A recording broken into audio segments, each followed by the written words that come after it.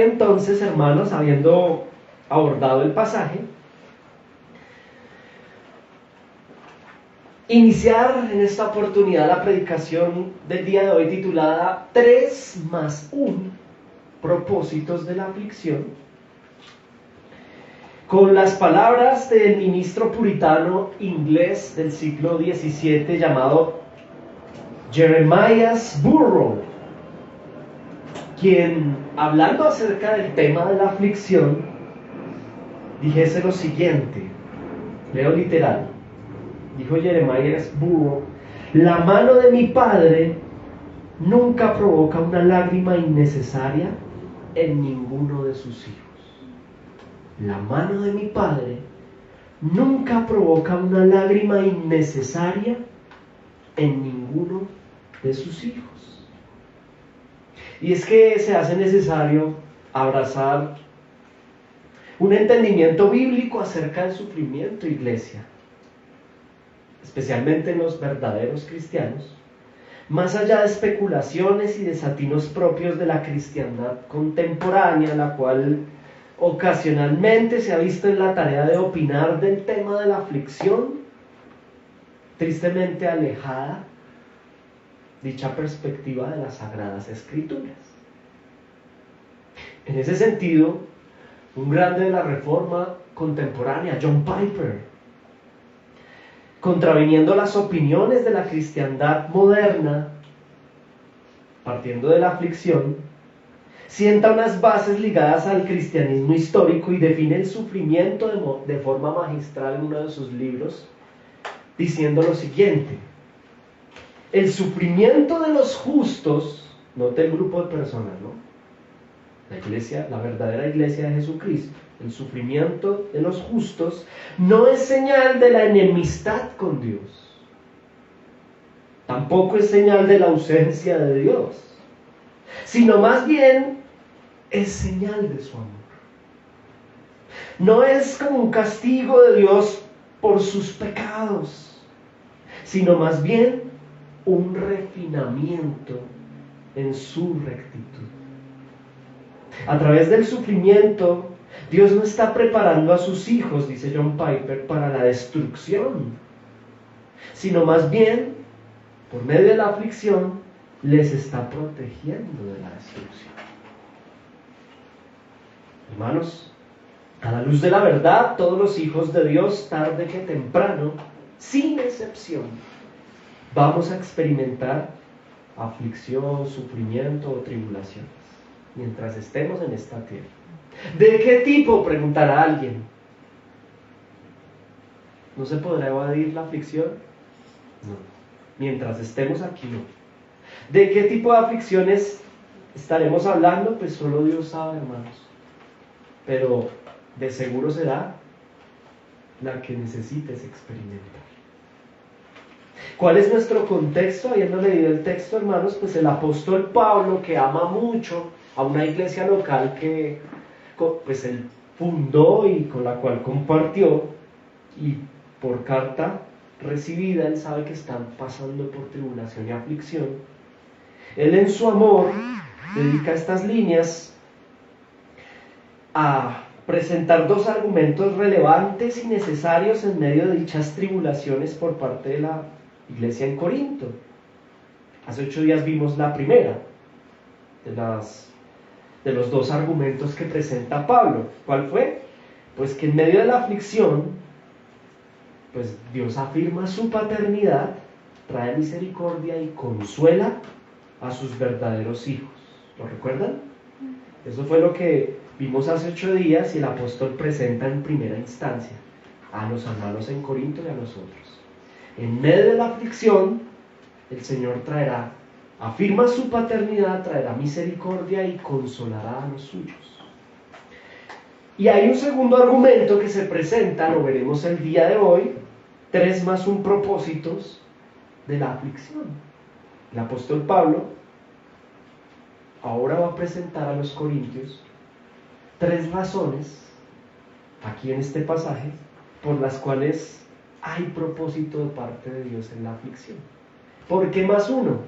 Porque aquí en el pasaje veremos 3, pero añadiremos una que no está en el pasaje, sino en las palabras del apóstol Pedro, que complementa el tema del propósito de parte de Dios en la aflicción para sus hijos. ¿Estamos listos? Listo, desarrollemos entonces con un aplicativo concomitante. Vamos juntos en paralelo. Revisemos esas 3 razones más una, es decir, 4 razones bíblicas del propósito del Señor en la aflicción. La primera de ellas la encontramos en los versos 4 y 7. Lo invito a que me acompañe a su Biblia. Puntualmente vamos a encontrar la primera razón. Primer propósito de Dios desde la aflicción. Propósito de la aflicción. Dice el verso 4 y el verso 7. El cual, ¿estoy bien? Nos consuela en todas nuestras tribulaciones para, ojo que el para nos dice para qué es la aflicción. ¿Para qué? Para que podamos también nosotros consolar a los que están en cualquier tribulación por medio de la consolación con que nosotros somos consolados por Dios. Y mire lo que dice el verso 7. Y nuestra esperanza respecto de vosotros es firme, pues sabemos que así como sois compañeros en las aflicciones, también lo sois en la consolación. Primer propósito de Dios desde la aflicción. El Señor tiene un primer propósito aquí, por lo cual nos permite padecer la aflicción. Y es consolados para consolar. Ese es el primer propósito que encontramos. Consolados para consolar. El Señor nos permite, iglesia amada, el Señor Jesucristo, santa gracia, el Señor nos permite pasar por pruebas, por aflicciones. ¿Para qué? En primera instancia, Él nos deja experimentar la agonía de la prueba para recibir consuelo, como lo aprendimos hace 8 días, consuelo directo de Él. Y después de haberlo recibido, ojo, aquí está el propósito, darlo a otros. Pasar por experiencias amargas, aún insoportables, y lograr superarlas, nos hace no solo más fuertes y maduros, desde lo subjetivo, sino que también nos hace aptos para ayudar, guiar y consolar a otros con lo que nosotros hemos recibido primeramente de parte del Padre. Lo que quiere decir aquí el pasaje, mis hermanos, es que Dios nos permite cruzar, ir primero al valle de sombra, para luego, al haber llegado, al haber conocido lo que es estar afligidos, podamos posteriormente ayudar, guiar y consolar a otros que van a pasar por dichas dificultades que nosotros ya previamente experimentamos. El haber degustado dicha tribulación la permite el Señor para que sepamos dar de gracia lo que de gracia recibimos. Es decir, el Señor te permite y me permite ser tribulado para que luego podamos acompañar a otros en dicha tribulación. De hecho, el Señor Jesucristo, mire esto, Lucas 22:31 dice el Evangelio, allí en pantalla, dijo también el Señor Jesús, pues hablándole a Pedro, ¿no? Simón, Simón, he aquí Satanás os ha pedido para zarandearos como a trigo. Entre paréntesis, eso significa tribulación, ¿no? Ojo. Pero yo he rogado por ti, le dice Jesús a Pedro, para que tu fe no falte y tú, una vez vuelto, confirma a tus hermanos. Note que aquí claramente está el primer propósito, ¿no? El Señor Jesús no le dice a Pedro, hermano, como algunas personas hoy le dicen a quienes dicen ser creyentes, no, es que tú no vas a pasar por tribulación. No, no le miente, le dice, mire, va a haber tribulación. De hecho, le es muy claro, ¿no? Dice, Satanás lo pidió a usted para zarandearlo. Es decir, prepárese Pedro, porque va a ser zarandeado. ¿Qué será zarandear, hermanos? Hay una zona de confort en Pedro, hay una zona de confort en algún momento en la vida del verdadero cristiano, en donde parece que todo está como muy bueno, ¿no? Como muy chévere, muy estable. Es dicha escena. ¿Qué pasa? Pues que vamos a ser zarandeados como el trigo. Pero ojo, yo he rogado por ti para que tu fe no falte. Y ojo, una vez vuelto, ese una vez vuelto me encanta. ¿Por qué? Porque una vez vuelto significa una vez superada la aflicción, una vez superado el momento de tribulación. ¿Cuál es el primer propósito? Confirma a tus hermanos. Volvemos al punto número 1, ¿no? Consolados para consolar.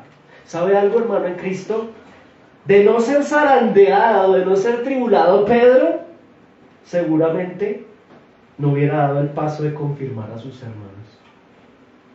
De no haber sido sacudido, es posible que no se hubiera dedicado al ministerio a tiempo completo. Ministerio pastoral en su caso, ¿no? Y apostólico además. Después del zarandeo, hermanos en Cristo, después de la aflicción o de la tribulación, una vez vuelto, una vez superado en victoria, significa lo que le dice Cristo a Pedro acá, ¿no? Una vez vuelto, hace referencia a una vez superada la tribulación. Piense en usted y piense especialmente en su momento de tribulación. Una vez, dice el Señor, una vez superes dicha situación, hay un propósito aquí. Consolados para consolar. Afirma a los hermanos. Confirma a tus hermanos. La verdad, hermanos en Cristo, no todos aquí estamos llamados al obispado, ¿no? Pero sí es seguro algo, y es que estamos llamados al evangelismo. Todos, absolutamente todos. Y en paralelo al evangelismo estamos llamados a acompañar a aquellos que inician su camino en la fe. No es solo como ir y predicarles.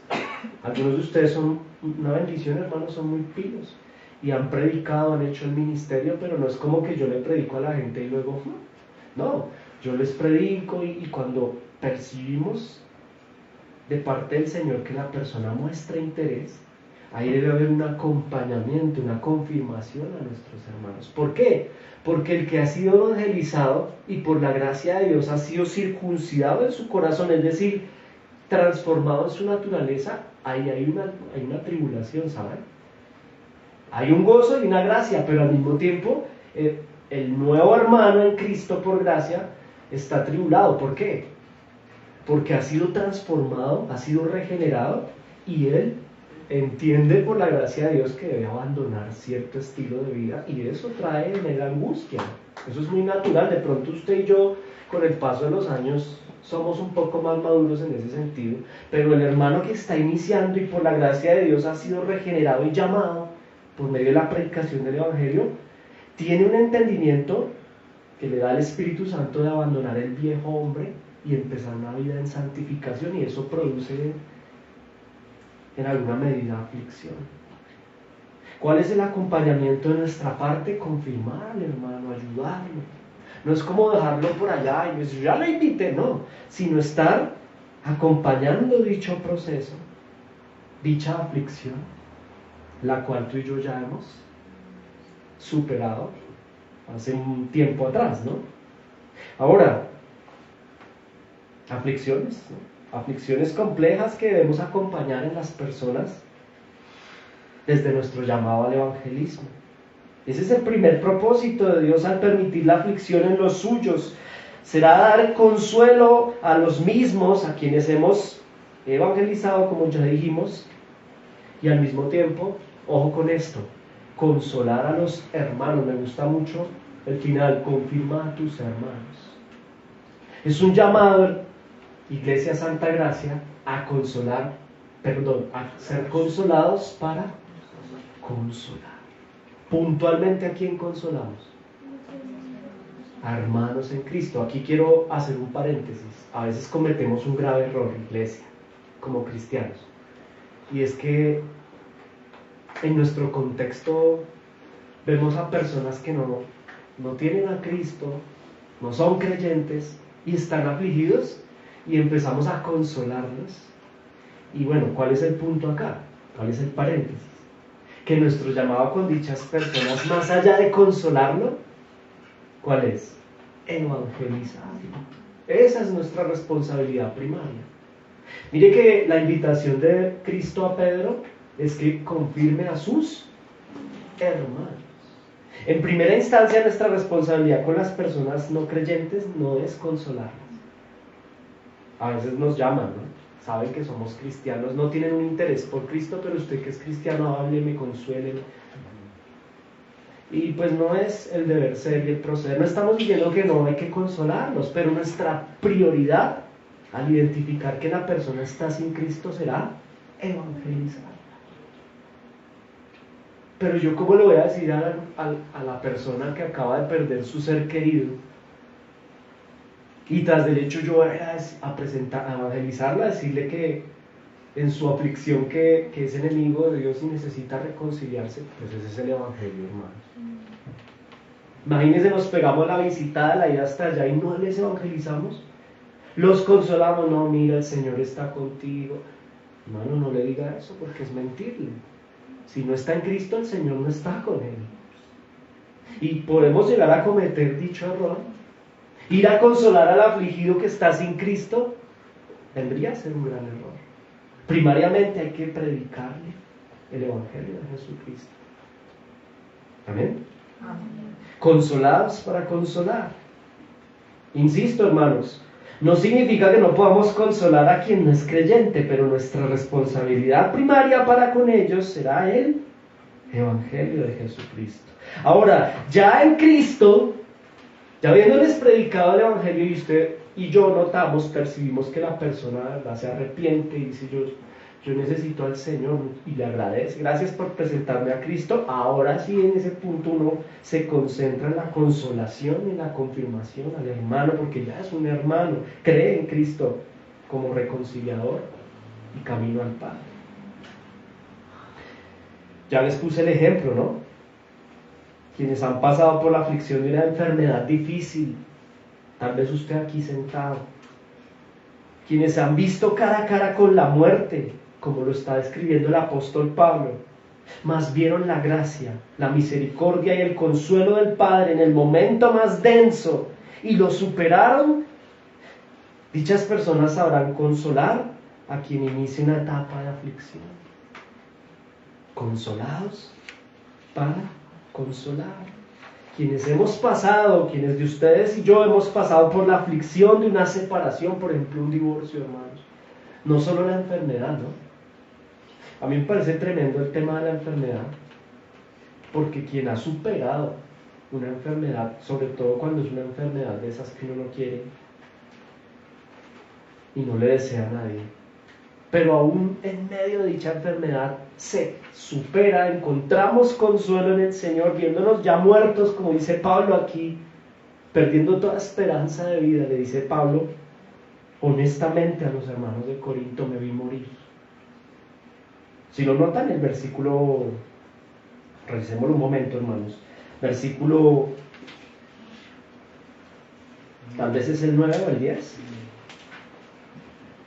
Mire, verso 9, pero tuvimos en nosotros mismos sentencia de muerte. Y de hecho les habla acerca de una aflicción que tuvo en Asia, ¿no? Con la cual ya se vio muerto. Momentos así, lograr en el Señor superar momentos de aflicción como este, nos hará no solo recibir el consuelo del Señor, sino también acompañar, habiéndolo superado a otros que han pasado por dicha, o estarán pasando por dicha situación. Ese es un propósito hermoso del Señor, a través de la aflicción. ¿Por qué me afliges así, Señor? Aquí está la respuesta. Porque te estoy preparando, te estoy consolando, para que empieces un ministerio, para que des de gracia lo que de gracia has recibido. Ahora sí, yendo al punto del divorcio, eso es una realidad. Hay quienes han pasado por la aflicción de una separación, un momento de matrimonial de crisis severa, donde han visto cara a cara el desánimo que produce la frustración, el desaliento que produce estar en dicha condición. Pero ¿sabe algo? Vieron la gracia del Señor, o vimos la gracia y la misericordia, aún el consuelo del Padre en el momento más denso, y lo superaron. Note aquí en la pantalla. Ha sido zarandeado. Estoy poniendo un ejemplo vivo y real. Los problemas matrimoniales encuentran de parte del enemigo un zarandeo en algunos momentos.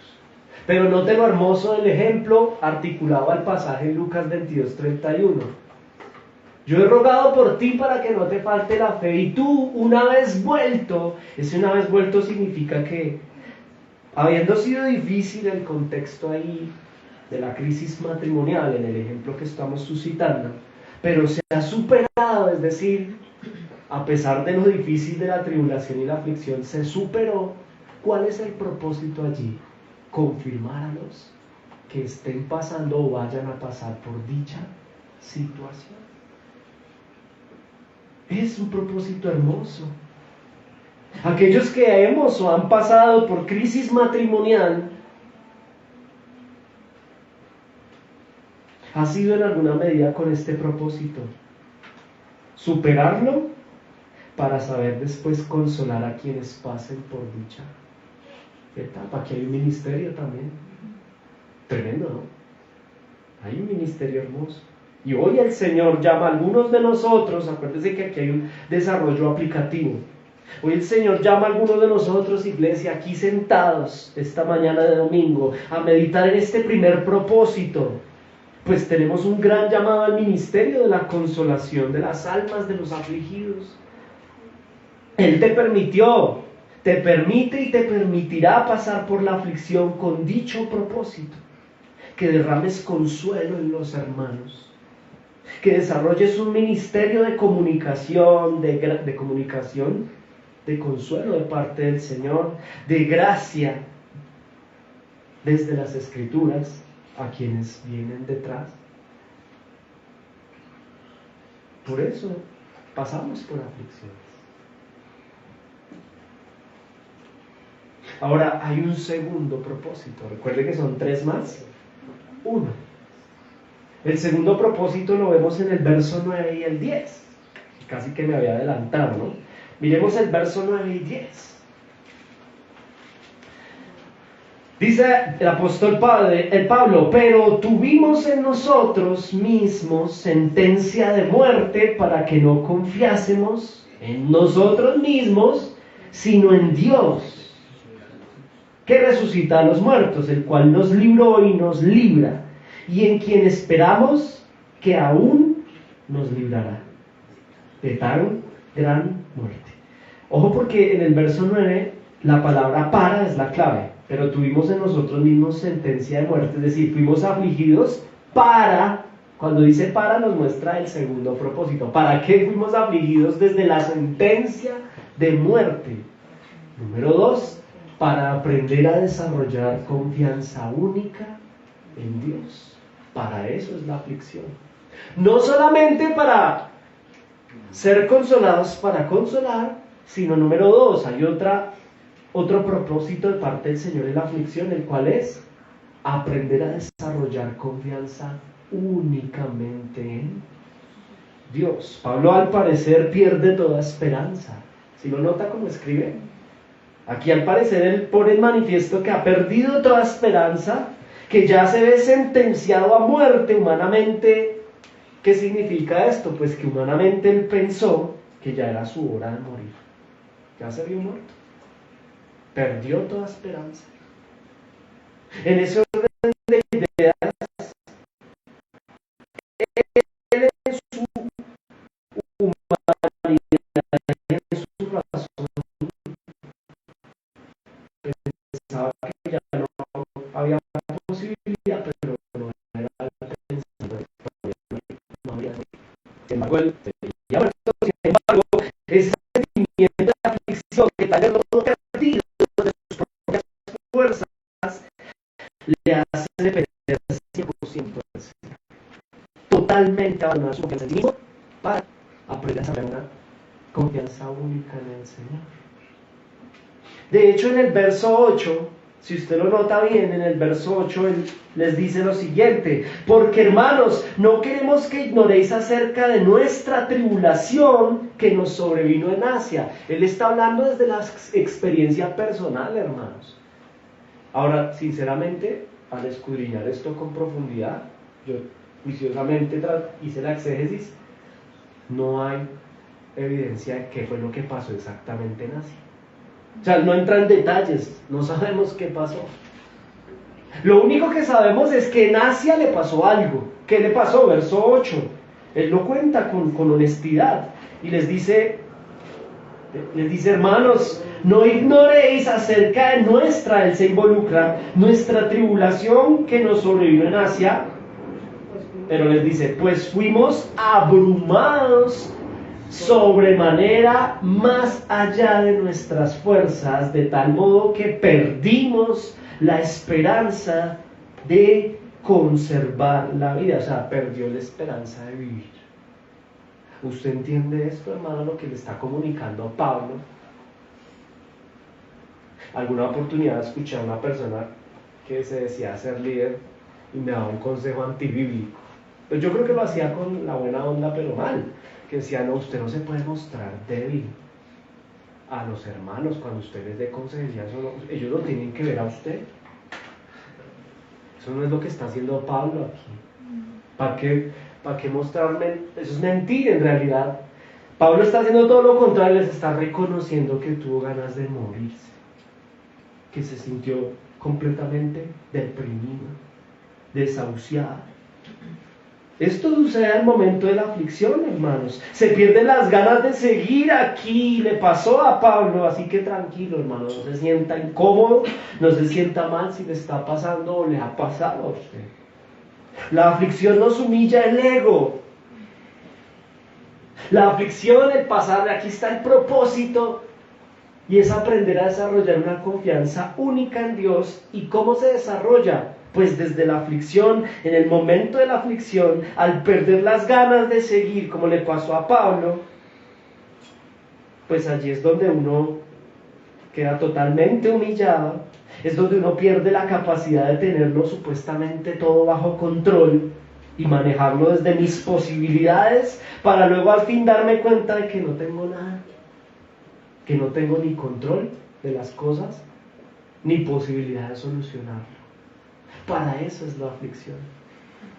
Para quedarse, habiéndose reducido toda posibilidad desde mi humanidad de tener el control y darle solución, tú y yo podamos aprender a confiar únicamente en Dios y no en nosotros. Aquí hay un propósito. Acuérdese de esto cuando esté, hermano en Cristo, siendo sometido a la prueba o a la tribulación. ¿Por qué a mí, Señor? Porque el Señor te ama tanto que quiere consolarte para que consueles. Y número 2, el Señor te ama y nos ama tanto que quiere que aprendamos a confiar únicamente en Él y no en nosotros. Tremendo, ¿no? En el verso 9, en la parte B, continúa diciendo Pablo, léalo por favor.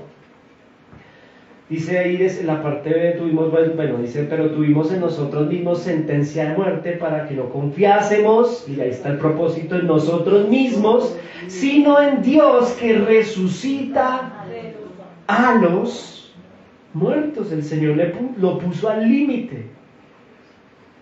Hay quienes enseñan lo siguiente, también no lo vemos bíblico. Cuando hay prueba y eso no viene del Señor, porque Dios no es así. Él es amor y eso viene de tu pecado. Bueno, eso es una verdad dicha a medias, porque hay tribulaciones que son propias de nuestro quehacer pecaminoso. Pero ojo, aquí estamos observando que sí hay una soberanía de Dios sobre la prueba, y el Señor permite la prueba. ¿Con qué propósito? Para que Pablo en este caso y nosotros, hermanos, desde el aplicativo aprendamos a desarrollar una confianza única en el Señor. el mismo como Dios puso al límite al apóstol Pablo, lo puso al límite. ¿Para qué? Para que se rindiera y se entregara la totalidad en la confianza hacia el Señor. Yo podría, sin ánimo de querer especular, pensar que es posible que en Asia lo hayan querido apedrear. Es posible que, si está hablando de que ya me vi muerto, es porque en alguna medida pudiese estar de verdad ya. No, ya no hay nada que hacer, le entrego al Señor. Pero ese límite al cual el Señor mismo le permitió llegar, al mismo tiempo, le entrega a Él desde la experiencia la posibilidad y la totalidad de una confianza en su Señor. He aquí el propósito tangible. He aquí el propósito de la aflicción en sus hijos de parte del Señor. Él nos lleva al punto en el que no podemos acudir a ningún recurso intelectual. Escuche esto. Es el momento en el cual, de la prueba, donde no podemos apelar a ningún recurso físico y tampoco emocional, de origen humano, sino que nos toca acudir únicamente a la dependencia y confianza exclusiva a Dios. Aquí Pablo no le sirvió ser ciudadano romano porque está en donde, en Asia. En otras oportunidades el ser ciudadano romano sí le servía. Entonces él sacaba la carta, ¿no? Muy pilo. Pero es que en Asia, no sabemos en qué parte exactamente de Asia, pero es probable que aquí ya no tuvo cartas. Desde su intelecto, desde humanamente hablando, desde sus posibilidades, no había nada que hacer. Solo una cosa: acudir únicamente a la dependencia y la exclusiva confianza en Dios. Ahora, en el verso 10, continuando en este segundo punto, notamos algo importante. Mire el verso 10. Vamos escudriñando. Dios, el cual nos libró,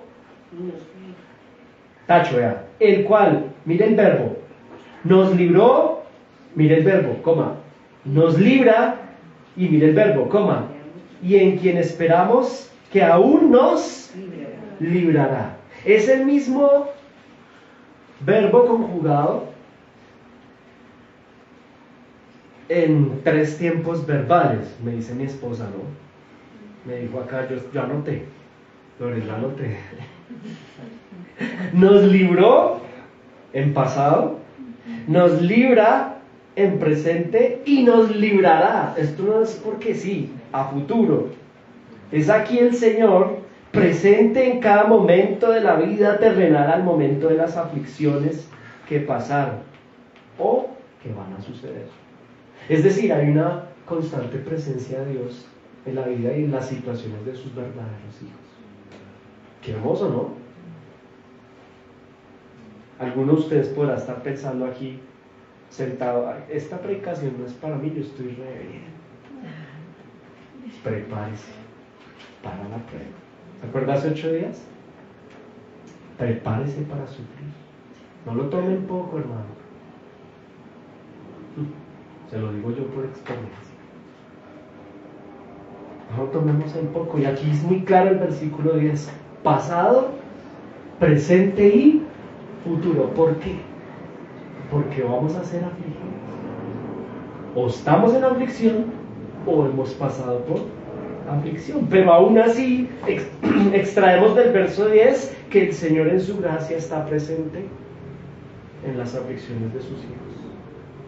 Hoy el Señor llama a algunos de nosotros, Iglesia Santa Gracia, a meditar en este segundo propósito, pues tenemos aquí un gran llamado a aprender a depender única y exclusivamente de Dios y no de nosotros mismos y nuestras capacidades para resolver y tener el control.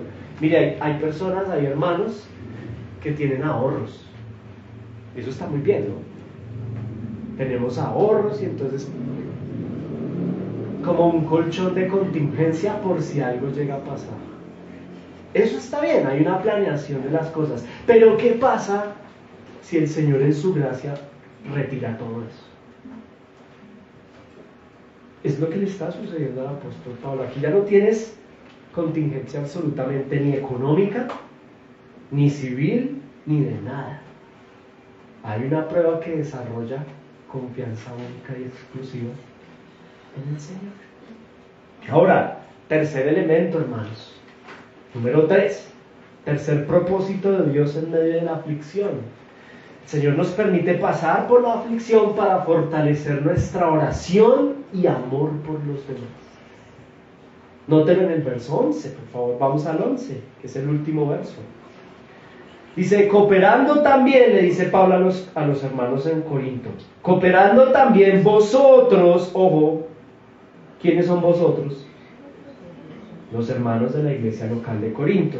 A favor nuestro, ¿quién es nuestro? Él como afligido, ¿no? Con la oración para que por muchas personas, ojo, sean dadas gracias a favor nuestro por el don concedido a nosotros por medio de muchos. Siempre habla de muchos, varias personas, muchos. Punto número 3, tercer propósito de parte del Señor en medio de la aflicción, que la iglesia local, que los hermanos en Corinto y en nuestro caso Santa Gracia como iglesia, como familia en Cristo, fortalezcamos nuestro amor y oración entre nosotros. La aflicción es permitida por Dios en sus hijos con el propósito de activar en los hermanos, en la membresía local, su sentido de empatía y amor por quien está afligido. Ojo, porque esto es muy importante. Y además es triste que algunos, si lo escribe ahí es porque algunos hermanos, tanto en Corinto como hermanos en el Señor entre nosotros, hay quienes estamos afligidos y a otros no les interesa. Ni una llamada, ni un apoyo. Y se sabe que hay aflicción, pero yo con lo mío, yo busco lo mío. Esa no es una actitud muy cristiana. El apóstol Pablo le llama la atención a los hermanos. Vean, no lo escribe porque si él ha pasado aflicciones, está diciendo, vean, yo sentí morirme en Asia, pero espero que ustedes estrechen su oración y su amor por nuestras aflicciones. Habla en plural. Él servía, pero servía con otros hermanos ahí, como apóstol, como pastor. Y lo mínimo que pide en medio de esa aflicción es que se fortalezca la oración y el amor de parte de una iglesia local hacia Él. Aquí está el propósito, hermanos. Es la oportunidad, la aflicción es la oportunidad de expresar amor como iglesia local. Y el amor es una decisión. No es, hermanos en el Señor, como el contexto afuera. Hablamos del mundo, del reino de las tinieblas, que al momento de la bonanza, ¿qué hace la gente cuando hay bonanza, abundancia y bienestar? Todo el mundo es amigo, ¿no? Pero llegada la eventualidad y la aflicción, ¿qué hace la gente fuera del contexto eclesial? Chao, amigo. ¿Por qué? Porque lo que demuestran con esa actitud es que estaban buscando beneficiarse. Hay un interés de beneficiarse del otro, pero cuando ya no hay, lo veo afligido y no tengo que extraerle, pues chao. ¿Qué está sucediendo acá, hermanos? En el Señor, en Jesucristo, no puede suceder así. No debe suceder así. En Cristo, la asamblea local, como reino, como hijos de Dios, nosotros pensamos diferente. Asumimos la contraparte de dicha condición actitudinal. Es decir, al momento de la tribulación es donde estamos llamados a estar presentes y no ausentes, acompañando, amando. Puntualmente les da la instrucción, verso 11, orando, diga conmigo, orando por el afligido. Y la pregunta para ti, hermano en Cristo, es: ¿has identificado aflicción en tus hermanos que ves cada domingo? 2, si lo has hecho, ¿le has acompañado? ¿Le has preguntado cómo se siente, cómo está, qué necesita? ¿Le has llamado? Y puntualmente, verso 11, ¿tú oras por esa persona? Es como el apóstol Pablo reclamando, entre comillas, o preguntando, más que reclamando o preguntando, solicitando que oren por él. Oren por mí. Yo soy su pastor, les dice, yo soy el apóstol, yo les di de mi amor 1 año y 6 meses. Por lo menos oren por mí, porque me sentí morir. Tremendo, hermanos. El propósito de la aflicción El Señor permite la aflicción para fortalecer nuestro amor y nuestra oración entre nosotros, iglesia en Cristo. Parece que se convirtió en frase de cajón o en muletilla mentirosa. Discúlpeme, pero entre los cristianos a veces es, ay, yo estoy orando por ti, pero ¿qué tan cierto es eso? Acuérdese que el padre de la mentira es el engañador. Y a veces nosotros como cristianos, sí, yo oro por ti, pero a uno a mirar delante del Señor, ¿será cierto? ¿Será cierto que yo cierro la puerta? A veces las personas que hablan así ni siquiera oran por sí mismas, nunca oran. No tienen vida devocional privada. Ahora, lo que estoy diciendo es, pues, como hay quien sí, ¿no? Hay quien sí dice, voy a orar por ti, y cerrada la puerta dedica, anota juiciosamente. A mí me preocupa mucho cuando los hermanos no anotan la predicación, no anotan las intenciones de oración. Qué hermoso es cuando nosotros estamos orando al comienzo del culto por las peticiones y haya hermanos que tomen nota de eso y en su casa sigan orando. Y eso es un acto de amor, ¿sabe? ¿Por qué? Es una decisión de amor porque usted no está dedicando tiempo para orar por usted, sino que está sacando tiempo para orar por otros. Tremendo, hermano, tremendo. La oración por otros es evidencia pura y tangible de amor verdadero, pues es tiempo que no se dedica a pedir por sí mismo, sino por los demás, y esto es maravilloso. Es propósito de Dios que la aflicción sea una oportunidad de amor por medio de la oración al que está afligido. Ahora, una pregunta orientadora aquí, hermanos, en este punto 3, para ir avanzando. ¿Cómo orar por el afligido si no sabemos que está afligido? Bueno, buen punto. ¿Cómo orar por el afligido, por nuestro hermano afligido, si ni siquiera sabemos que está afligido? Y eso pasa porque muchas veces quienes padecemos tribulaciones, por orgullo, no expresamos nuestras dificultades, porque ¿qué dirán, no? Yo tengo que mostrarme. Hermanos, mire el ejemplo del apóstol Pablo, no está mostrando nada, se está mostrando tal cual él es. Es que eso les quita autoridad. ¿De dónde sacó eso? Eso no está en la Biblia. Autoridad. Mire, empecemos por algo, hermano. Mire, ¿quién tiene autoridad? La palabra de Dios. Ay, es que el pastor no tiene autoridad. ¿De dónde sacaron eso? Eso es puro y física cristiandad, no bíblica. La autoridad la tienes tú y la tengo yo desde la exposición de la palabra de Dios. Cuando yo predico la palabra de Dios, hay una autoridad ahí que no soy yo, es Cristo en mí, es la palabra, la autoridad suprema de la verdadera iglesia en Cristo. Y cuando el pastor o tú mismo, cuando estás predicando la palabra, estás revestido de la autoridad que no es tuya, es del Señor mismo en su palabra. En ese orden de ideas, hermanos, muchas veces quienes padecemos tribulación, por orgullo no expresamos dificultades porque supuestamente no queremos quedar mal ante los miembros de la iglesia local. ¡Qué gran error! ¿Cómo podemos orar por ti si no nos cuentas que estás mal? ¿Cómo oramos por tu enfermedad si te la escondiste? ¿Cómo oramos por tu matrimonio si evadiste? ¿Cómo oramos por tus hijos si te da pena? ¿Cómo oramos por tu corazón? Hay hermanos que aquí sentados tienen luchas en su alma, que tienen un pie afuera y un pie adentro, y nadie sabe, nosotros no sabemos, y de repente se desaparecieron, y es una sorpresa, porque nunca expresaron nada.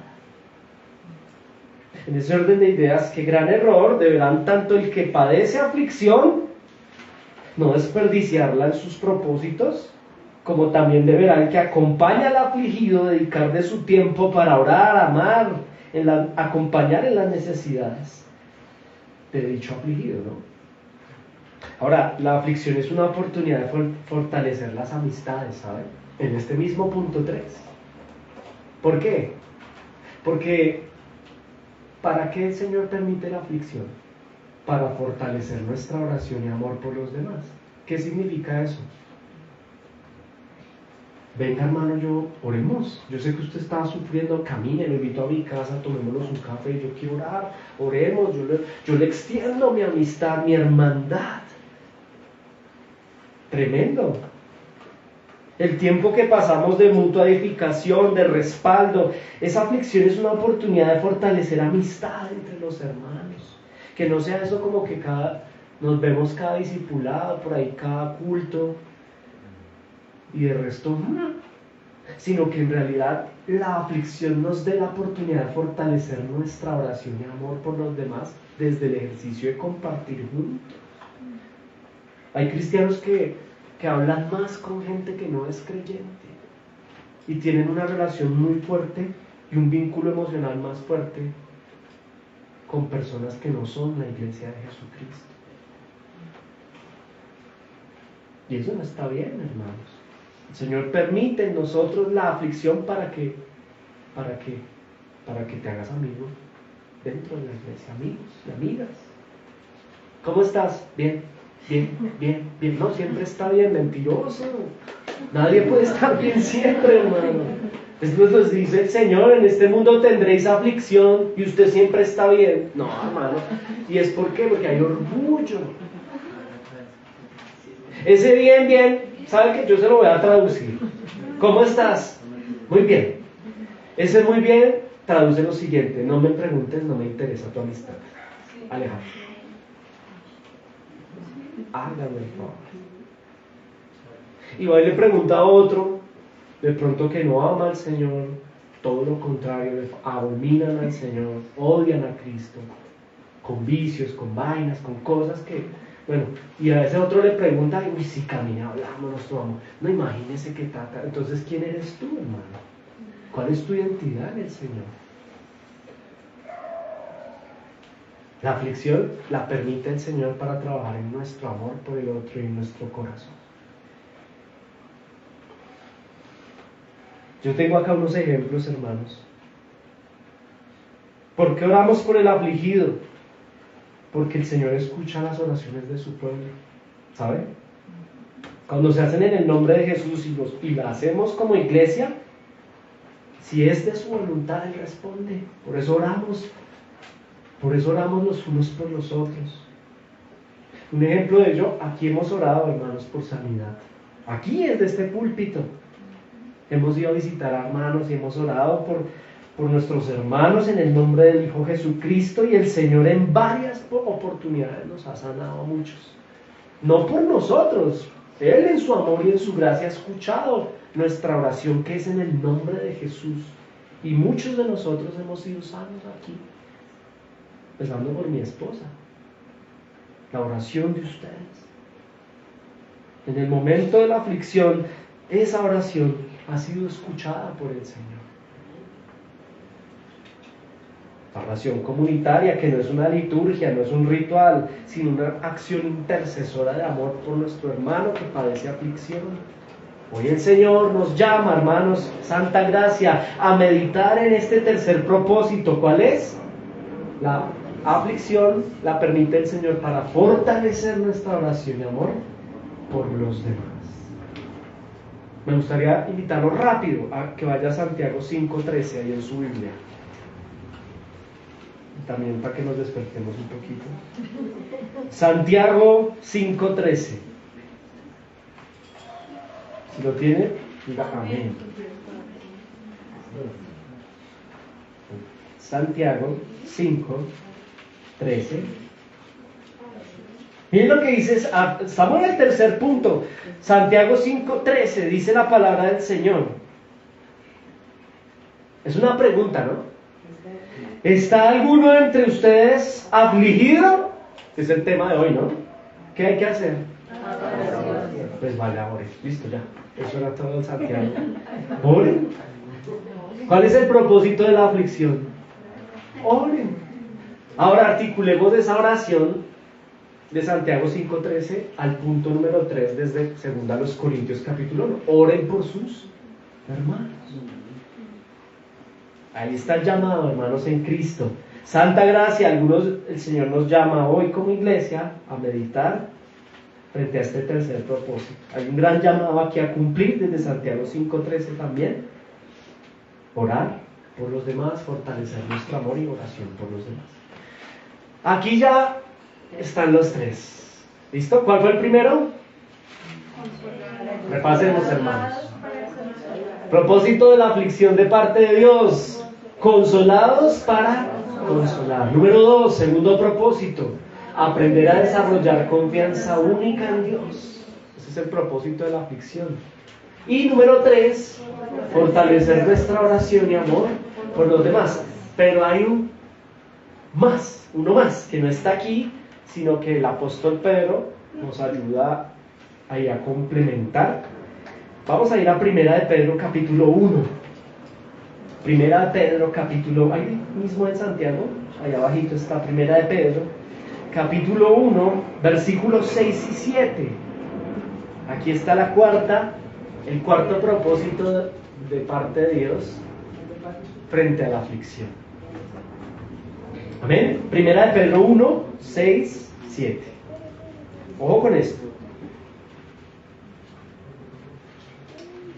Hablando de la aflicción, ¿no? Si lo tiene, indíqueme. Amén. Listo. Dice el apóstol Pedro en este caso. Pedro.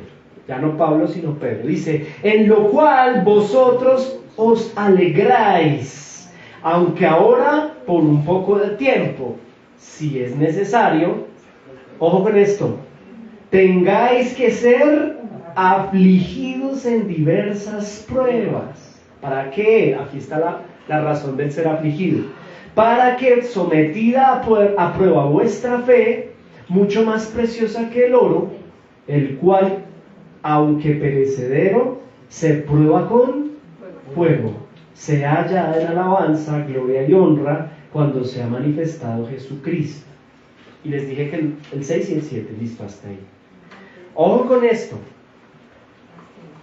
Aquí viene la cuarta razón o el cuarto propósito del por qué el Señor permite prueba en nuestra vida. Número 4, para probar la validez de nuestra fe. ¿Para qué el Señor permite la aflicción, la tribulación, la prueba en nosotros, en sus hijos? Para probar la validez de su fe. Y aquí quiero que se conecte para que no se pierda, hermano, en el Señor. Porque Pedro complementa bastante bien a Pablo frente al tema, además aporta detalles significativos para nosotros hoy. Por ejemplo, desde el verso 6, lea el verso 6 que ya lo leímos, repitámoslo, ahí en Pedro. Verso 6 dice, en lo cual vosotros os alegráis, aunque ahora por un poco de tiempo, si es necesario, tengáis que ser afligidos en diversas pruebas. Por ejemplo, ahí en el verso 6 vemos detallitos que son importantes. Yo veo, por ejemplo, de entrada, que las pruebas, la aflicción, no es para siempre, no perdura. ¿Sí lo nota? Es por un poco de... Les dice ahora, aunque ahora por un poco de tiempo. Eso es un consuelo, hermanos. La aflicción Dios la permite, sí, pero es por un poco de tiempo. Es decir, tiene una temporalidad. Sea en algunos, de pronto nos puede parecer una eternidad, o muy corta, como sea, en un momento va a terminar. Esto es importante entenderlo, porque cuando uno está pasando por la aflicción, a uno se le hace eterno, pero en realidad el consuelo no va a ser para siempre, tranquilo. Tiene una temporalidad, no perdura. Hay otro detalle importante en el verso 6, y es que la aflicción o las aflicciones son diversas. ¿Sí lo nota? Él les dice, tendréis que ser afligidos en diversas pruebas. O sea que la aflicción se presenta de varias maneras, de varias formas. La aflicción que Dios permite en los suyos se presenta de manera diversa. Y hay un elemento adicional ahí en el verso 6. Él les dice, se halla en alabanza, gloria y honra. ¿Qué? La prueba. Es decir, que la aflicción, la prueba, no debe reducir nuestro gozo. Qué bueno, ¿no? Qué hermoso.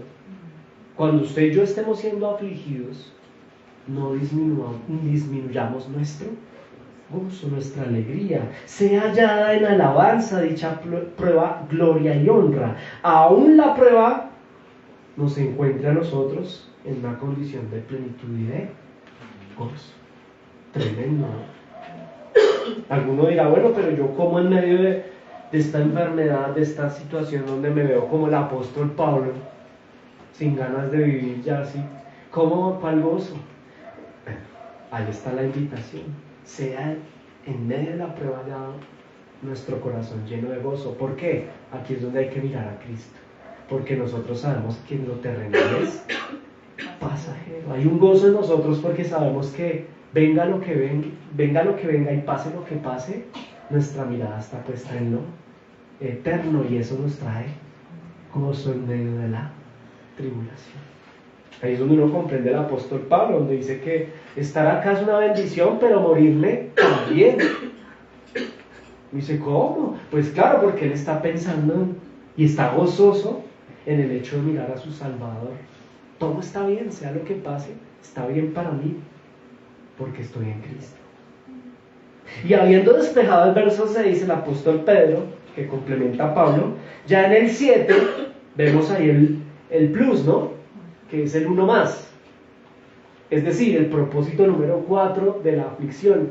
Versículo 7 es probar la validez de su fe. Ojo con lo siguiente, aquí es muy importante que nos concentremos, porque probar la fe significa algo puntual y es confirmar la realidad de la fe de cada creyente. Si un creyente sale aprobado, por eso se llama prueba, tribulación o aflicción. ¿Se acuerda cuando usted estaba estudiando en una oportunidad, los que están en el discipulado, el maestro Andrés les hace una prueba? ¿Qué es una prueba? Un examen, ¿no? ¿Sinónimo de qué? De oportunidad para saber usted y yo cómo estamos. Pues esas son las aflicciones, un examen, un quiz, para que lo comprendamos mejor. El Señor le gustan los quiz. Y Él envía la aflicción como una oportunidad de probarnos. Él la llama aquí fuego, ¿no? Porque es que quema, es difícil, es compleja, es fuerte esta prueba, este quiz está bravo, Señor. Ya no es un quiz, es un examen muy duro. Pero ese examen tiene un propósito, hermano, que usted y yo lo aprobemos. Ojo, probar, ese es el propósito del examen, probar la validez de nuestra fe.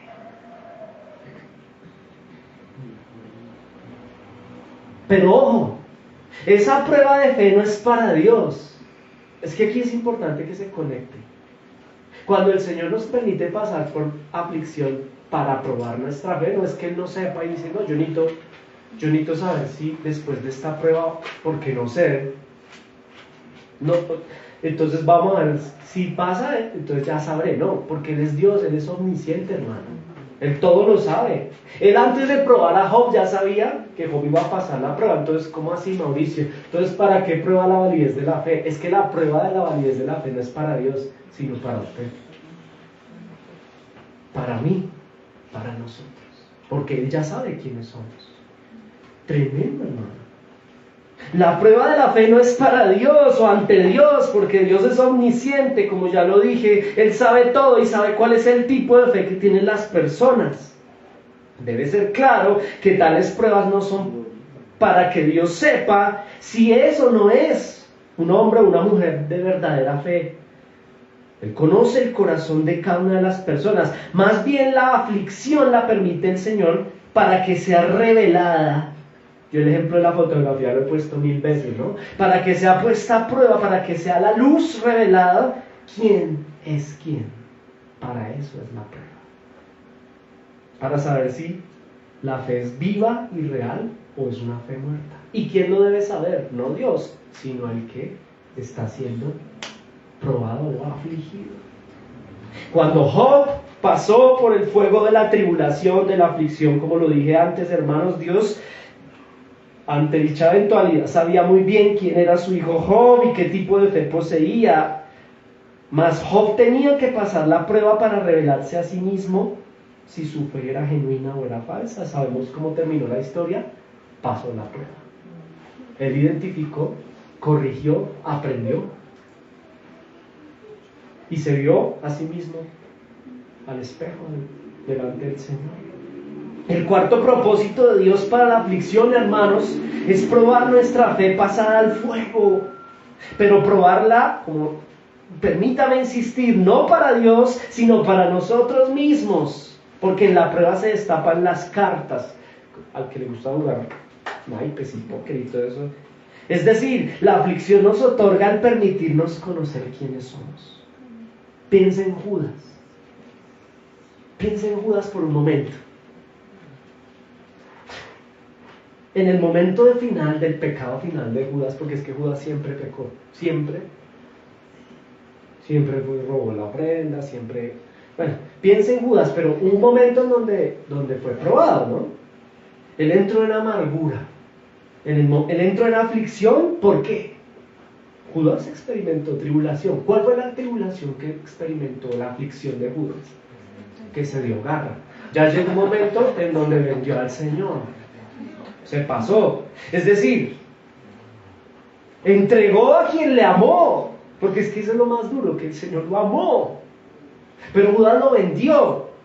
Judas decidió, sabiendo el amor que Jesús tenía por él, y acuérdese que Jesús es Dios y sabe, corazón sabe que él no es hombre de fe muerta. Sin embargo, hermanos, él vivía una doble vida, me refiero a Judas. Siempre vivió una doble vida. Es decir, se mostraba ante Cristo, nunca entendió quién era Cristo. Y intentaba como mostrarse ante Cristo y ante los demás discípulos de la iglesia local a la que él pertenecía. Se mostraba piadoso, pero luego, al final tenía una doble vida. Es como el que anda con el Señor unos días, el domingo, pero entre semana tiene otro estilo de vida. Ese era Judas. Tenía un amor, su verdadera identidad era un amor por el mundo. ¿Y qué pasa con Judas, hermanos? Pues que al final, ya entrado en la aflicción de la prueba, ¿cuál fue la prueba de Judas? Que al vender a Jesús se sintió afligido, se sintió muy mal. No arrepentido, sino había un remordimiento que lo aflige a un punto en el que él, al ser pasado por dicha aflicción, termina siendo Judas. Es decir, se aparta, sale del grupo, evade, justifica sus acciones. En 1 de Juan, capítulo 2, dice: aquellos que salieron de nosotros, pero no eran de nosotros. Y es que, ojo, punto 3, probar la validez de la fe. El momento de la aflicción, el momento de la prueba, en el momento del pecado, porque el pecado trae aflicción. Y en esa aflicción, hermanos, al no arrepentirse, al no humillar su condición y seguir a Cristo verdaderamente, ponen en evidencia la invalidez de su fe. Es decir, es el caso de quien se siente culturalmente cristiano. Pónganme atención, por favor, pero esto es importante. Hay personas que se sienten culturalmente cristianas, como Judas, cuando me conviene, ¿no? Y llegan, el momento de Judas cuando el Señor hacía los milagros. Sacaba pecho, no te imaginas, yo soy de los 12. Judas, repártalo y miren, yo soy cristiano, pero en el momento de la prueba de la fe, chavalín. Ese es Judas, el que se siente culturalmente cristiano, no ha sido regenerado. Llega a una iglesia bíblica, llega el Señor Jesucristo, llega a una iglesia bíblica y fiel a las Escrituras, vea, tarde que temprano, por exposición de la palabra de Dios, terminará poniendo en evidencia su condición interna. No logrará para siempre ocultar su esencia natural, ni sus hábitos pecaminosos que ha ocultado, pero que al final terminarán agobiándole. No podrá llevar doble identidad. Al final, eso que ha ocultado terminará agobiándole, y el resultado de lo anterior, pues procura una aflicción. Es que es una pesadilla, hermano, venir a una iglesia bíblica del Señor Jesucristo, donde el Evangelio me consuela, pero también mortifica mi pecado. Hermano, tarde que temprano, esa persona se estalla. Se estalla. Como le pasó a Judas. No podrán ocultarlo, terminarán agobiados, y resultado de lo anterior será terminar entregados a sus pasiones, apartándose como lo hizo Judas, de la iglesia local, del Señor Jesucristo, de la predicación expositiva, porque es precisamente las palabras de Cristo las que no soportan. Sí, simpaticé con Jesús, pero nunca lo amé, porque hay un amor mayor por mí mismo y por el mundo. Es más fuerte el amor por el mundo que el amor por el Señor. De hecho, Jesús habló de ellos en el siguiente pasaje, en Juan 3, él dice en el verso 19, pero ellos amaron más las tinieblas que a la luz, pues sus obras eran malas. Y quien hace lo malo no soporta la luz, no la soporta. ¿Por qué no la soporta? Aquí está la respuesta. Porque dicha luz pondrá en evidencia sus obras y se apartarán. ¿Por qué se apartan? Para no ser reprendidos y puestos a descubierto. Al final puede que llegue la apostasía en estas personas. ¿Qué es la apostasía? Pues apartarse totalmente. ¿Qué puede pasar? Que caigan en sectas de gentes igual a ellos, o hasta peores, donde les normalizan sus prácticas, donde en dichas sectas las personas practican un amor desmedido por sí mismos más que por Cristo, y allá se sienten más cómodos, porque no se expone el evangelio puro y bíblico que mortifica el pecado, que invita al arrepentimiento, que invita a seguir a Cristo dejándolo todo. Entonces no hay arrepentimiento.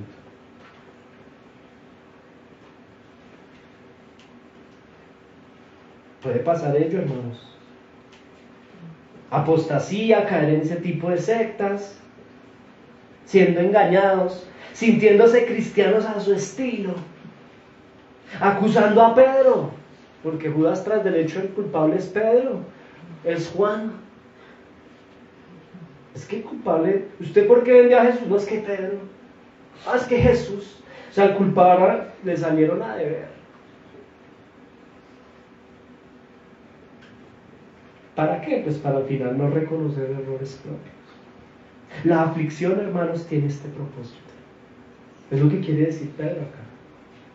Probar la validez de la fe de quienes son afligidos. ¿Y sabe quién pasa la prueba? Yo he dicho acá muchas veces la diferencia entre Judas y Pedro, por poner a Juan, Judas y Juan, para dejar tranquilo a Pedro. ¿Cuál es la diferencia? Los dos son pecadores. Pero ¿saben cuál es la diferencia entre ellos dos? El arrepentimiento. Que uno se fue del grupo y de Cristo, y el otro se quedó y puso la cara. Ahí está la diferencia. Cuando viene la aflicción, nos damos cuenta quién es quién. ¿Por qué? Porque al momento de la tribulación, el verdadero Hijo de Dios, mire, volví a Pedro, Pedro no fue mejor que Judas. Pedro, hasta, si usted lo analiza, se dio garra también, se dio mucha garra, pero la actitud de Pedro no fue abandonar al Señor. La actitud de Pedro fue poner la cara delante del Señor, y lloró amargamente, lloró, es decir, se arrepintió. Y no dijo, no, Señor, mira, yo la verdad no soy digno de ti, ya, yo me voy, vemos, yo voy a vivir mi vida. En realidad eso es una actitud que demuestra, yo no te amo, Señor, que embarrada, me siento incómodo y no te puedo dar la cara, mejor me voy y sigo mi vida, que me gusta, mi pecado, lo amo, me decidí por él. Cuando viene la aflicción al corazón, dicha aflicción tiene el propósito de probar la validez de la fe de quienes son o manifiestan ser creyentes. Un verdadero hermano en la fe, con esto termino, posiblemente va a pecar como Judas. Ojo, ¿de quién está hablando Mauricio? De un verdadero cristiano. Incluso peor que Judas. Un verdadero cristiano puede llegar a vender al Señor, también como lo hizo Pedro, ¿no? Negarlo. Pero el verdadero cristiano, eso produce aflicción, y en el momento de dicha aflicción, el verdadero Hijo de Dios se va a sentir afligido por ello y no se va a apartar. No se irá del grupo, no saldrá de la iglesia local, sino que pondrá la cara, mostrará arrepentimiento y pedirá perdón primeramente a su Señor, porque reconoce el pecado. No se permitirá el amor por el mundo, más sí se va a permitir la disciplina que el Señor Jesucristo le pone. Se permitirá la disciplina eclesial si es necesaria. Recibirá con toda humildad el consuelo de sus hermanos. Eso hace, vea, los 12, bueno, los 11 porque ya Judas no está. Los 11 se dieron cuenta de lo que hizo Pedro, se lo aseguro. Hicieron. Pero en un momento más adelante, imagínese, no, yo con qué autoridad, diga Pedro, yo con qué autoridad vengo al grupo, pero los hermanos que hicieron, qué boleta, Pedro, usted sí, no, váyase. No, venga, ánimo, venga, tranquilo, ya, usted se arrepintió, ya, hágale. El verdadero cristiano en el momento de la aflicción no se separa del grupo, hermanos. Se aferra al grupo y el grupo sabrá, como en el punto anterior, punto 3, el grupo sabrá abrazarlo, motivarlo, orar por él y derramar su amor y consuelo sobre el que está afligido. Esta persona que en medio de la aflicción se arrepiente, recibirá con humildad el consuelo de sus hermanos, también pecadores, que no le juzgan, sino que le consolarán y le animarán para seguir a Cristo. Viven en santidad, como Él lo pide. Por eso, mis hermanos amados, punto número 4, Dios permite la aflicción para probar la validez de la fe. Amén.